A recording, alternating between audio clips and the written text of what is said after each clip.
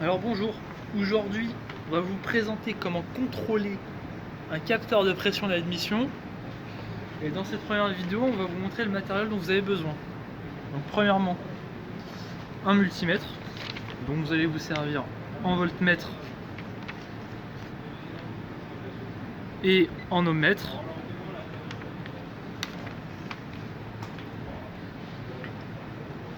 Vous aurez besoin d'un bornier,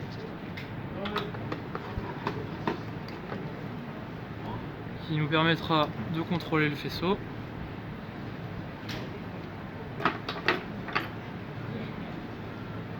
Nous aurons besoin aussi d'un oscilloscope qui nous permettra de voir le signal, et d'une pompe à dépression qui nous permettra de leurrer le capteur pour le mettre en dépression.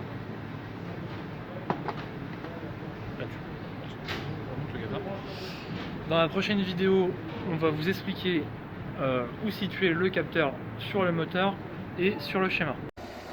Suite à notre précédente vidéo, nous allons voir comment trouver notre schéma de capteur de pression d'admission grâce à Service Box. Donc on tape le numéro VIN du véhicule, moteur, groupe moteur, on va sur le schématique, voilà, on retape le numéro VIN, on va dans le groupe moto propulseur, ensemble moteur, injection électronique, calculateur ME745. Donc là nous avons notre schéma d'injection électronique, de calculateur d'injection, avec les différents capteurs. Donc il suffit de retrouver notre capteur qui nous intéresse, le capteur de pression d'air d'admission. On reclique dessus et là nous avons notre schéma de capteur de pression d'air d'admission avec son faisceau. Donc voilà, on peut aussi retrouver son implantation sur le véhicule. Donc ici on voit qu'il est juste là.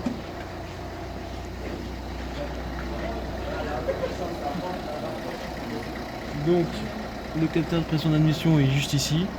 Donc maintenant nous avons le schéma et son faisceau. Donc on pourra contrôler, on pourra nous faire nos contrôles dans notre prochaine vidéo. Dans cette vidéo, nous allons contrôler le capteur à l'aide de ce bornier. Donc nous allons le brancher comme ceci et comme cela.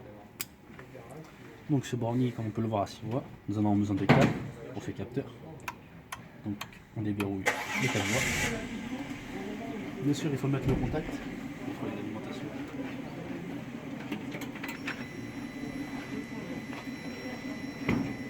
Donc je vais allumer le multimètre.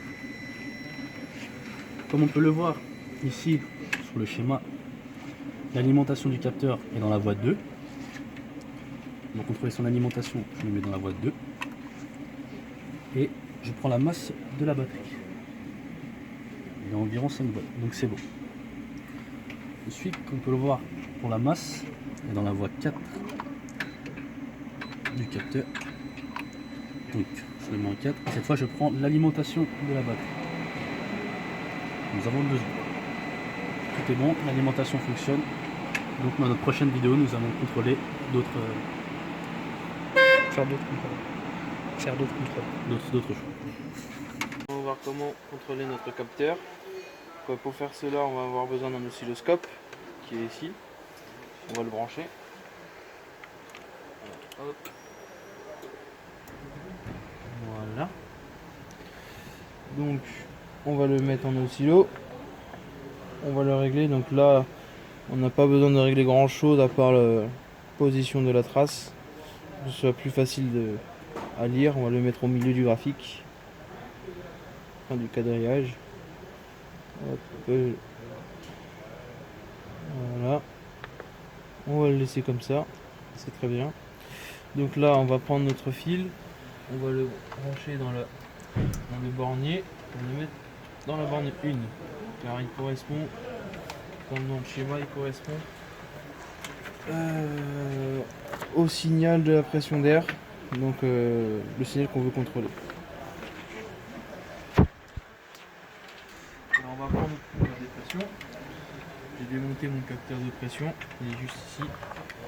On va le brancher la pompe à dépression va nous servir à leurrer le capteur pour pouvoir relever le signal. Donc il faut bien le foncer pour éviter toute fuite.